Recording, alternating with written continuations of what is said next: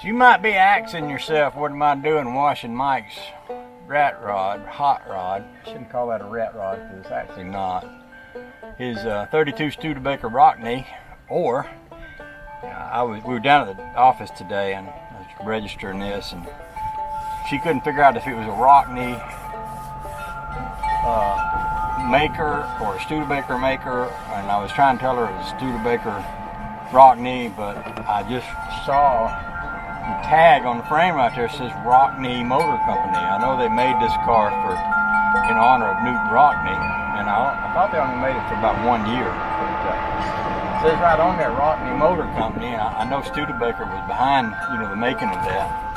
But anyway, this is a car that I've been familiar with for 30 years. 30-something years ago, me and Mike were pretty good friends, and he got a basket case sedan from somewhere, brought it home, started working on it, and it looked, well, the way he described it, the whole bottom of it was rusted away, and it was about to lose its integrity, which means, a sedan body like that is like a cardboard box. And if you take a cardboard box and you rip it, parts of it away, after a while, it's not a box anymore. It kind of like spreads out into something that's not really a box anymore. It's something else. Well, that's kind of where this car was when he got it. He spent 20 years building it, and I didn't realize it till the day he told me some of the parts that are on this car are parts that I gave him years and years and years ago, and I didn't know that. Now, 30 years ago, he was working on this, and he said, I know where there's a Model A in the woods, and I'll help you get it if you want. So we toted it out of the woods and took it to my house. About that time I started racing, so I raced up at Unity Raceway for 7 years, and then got a divorce and had to leave everything I had, just other than basic about what I was wearing and what I was driving. I don't never know what happened to that, but he stayed put and ran a body shop out of his house, and in his spare time worked on this, and over the course of 20 years he built it. And then when he was building his last rat rod, I helped him with that, and he's come over and helped me with some things down through the years. Well, I think I'm trying to remember, we had a race car at one point, and I'm trying to remember if we gave him that race car, because I remember he went racing with us once.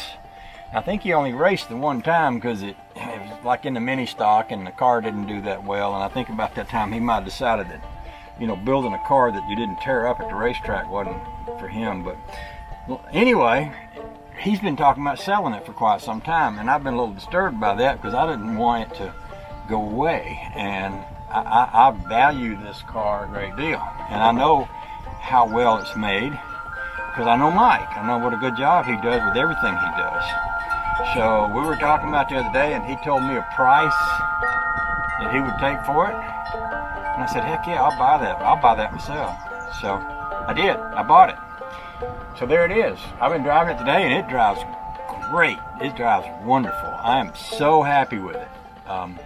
I will be selling the Chrysler. Actually, it's in the body shop over at Mike's house right now, but when it comes out of the body shop, I will be selling it, and I will be selling the Crosley. I've talked to Cutworm about possibly selling it before, and I know it's a really good car. I really appreciate, that Cutworm, I feel like, gave me an awesome deal when I got it from him, but, to have this car is such a big deal for me that I'm willing to let both of those cars go. I'll keep this car in the rat rod. I don't know if I could, if I ever sold the rat rod, somebody just have to come along with way too much money and say, we're going to give you about 3 times what it's worth, and then we might have to go from there. And after driving this one today, this is the kind of car where I could jump in it and drive anywhere I wanted. I mean, I would feel confident driving this to Georgia and back, that kind of car.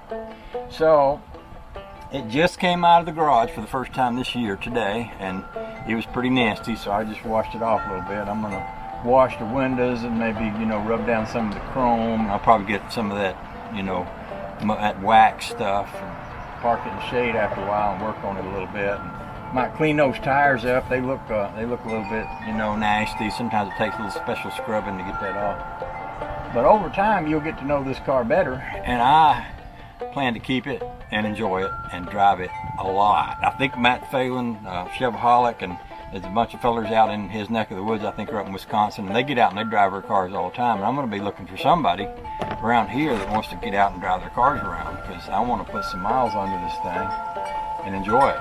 So we'll see how that goes. So I just want to tell you that, and that will be in my future a whole lot from here on out. And I'm darn happy about it. Darn happy about it. Okay. Okay. Okay. Okay.